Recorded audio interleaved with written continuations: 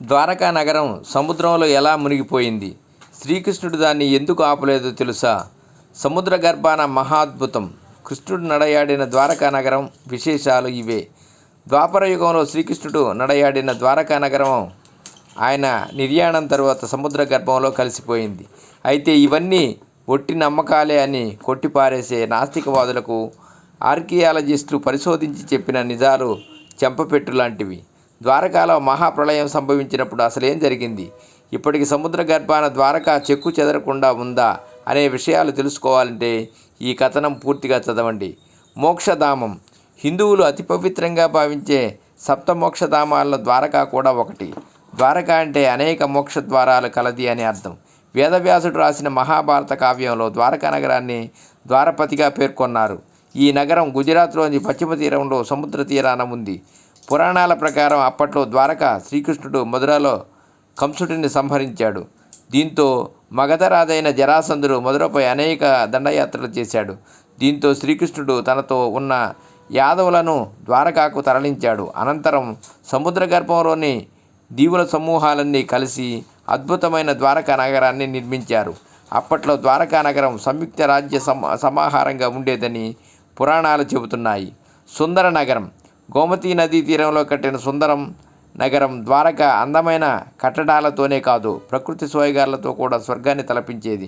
కురుక్షేత్ర యుద్ధం జరిగిన 16 సంవత్సరాల తర్వాత ఈ నగరం సముద్ర గర్భంలో కలిసిపోయింది. అసలు ఎందుకు ఇలా జరిగింది? శ్రీకృష్ణుని నిర్యాణం తర్వాత ద్వారక సముద్రంలో ఎందుకు కలిసిపోయింది? ఇదంతా ఎలా జరిగిందో చూద్దాం. శ్రీకృష్ణుని నిర్యాణం. మహాభారత యుద్ధం క్రీస్తు పూర్వం 3138లో జరిగిందని చెబుతారు. ఆ తర్వాత 36 ఏళ్ళు శ్రీకృష్ణుడు ద్వారకాలో నివసించాడు. ఓ శాపం ప్రకారం కృష్ణుడి తర్వాత యాదవరాజులు పరస్పరం తమలో తామే కలహించుకోవటం వల్ల యాదవ సామ్రాజ్యం పతనం అయినట్లు చెబుతారు. యాదవ సామ్రాజ్య పతనం తర్వాత శ్రీకృష్ణుడు నిర్యాణం చెందగానే సముద్రంలో భారీ ప్రళయం ఏర్పడి ద్వారకాను ముంచెత్తినట్లుగా తెలుస్తుంది. ఆ రోజు అసలేం జరిగింది? ప్రళయానికి ముందు భారీ గాలులు వీచాయి. ప్రజల నివాసాల్లో మట్టి పాత్రలు వాటికవే పగిలిపోవటం మొదలయ్యాయి.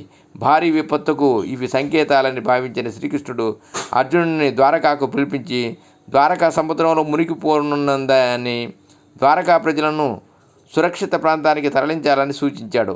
మహాప్రళయానికి ప్రత్యక్ష సాక్షిగా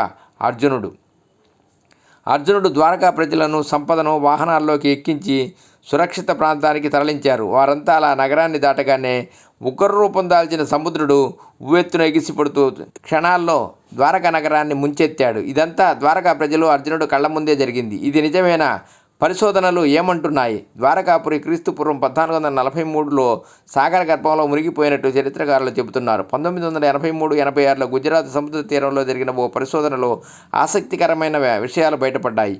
పశ్చిమ తీరంలో గోమతీ నది అరేబియా సముద్రంలో కలిసే చోట సముద్ర గర్భంలో ఒక మహానగర శిథిలాలను పరిశోధకులు గుర్తించారు. ఈ పరిశోధనలో ద్వారకా నగరం క్రీస్తు పూర్వం 3150 ఏళ్ల కిందటిదని నిర్ధారించారు. అదే ద్వాపర యుగంలో కృష్ణుడు విశ్వకర్మ సాయంతో నిర్మించిన ద్వారకాగా భావించారు. అయితే కొన్ని అనివార్య కారణాల వల్ల ఈ పరిశోధనల మధ్యలోనే ఆగిపోవడం దురదృష్టకరం.